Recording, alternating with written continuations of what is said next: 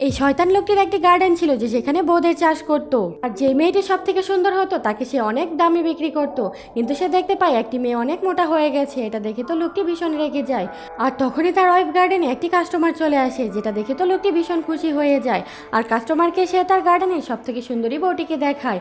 এটা দেখে তো লোকটি ভীষণ খুশি হয়ে যায় আর অনেকগুলো টাকা নিয়ে বউটিকে কিনে নেয়। লোকটি মেয়েটিকে মাটির তল থেকে তুলে পানি দিয়ে পরিষ্কার করে দেয়।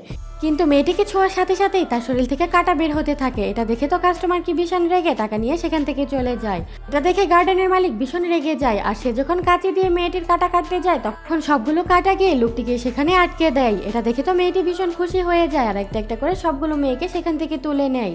আর সবশেষের মোটা মেয়েটিকে যখন তুলতে যায় তখন সেখানে শয়তান লোকটি চলে আসে। আর সে যখন স্প্রে দিয়ে মেয়েটিকে অজ্ঞান করতে যাবে তখন মেয়েটি তার খুন্তি উপরের দিকে তুলে দেয়। আর স্প্রে গিয়ে লোকটির মুখে লাগতেই লোকটি সেখানে অজ্ঞান হয়ে পড়ে যায়। আর সবগুলো মেয়ে সেখান থেকে পালিয়ে গিয়ে লোকটিকে সেখানে বন্দি করে রেখে যায়।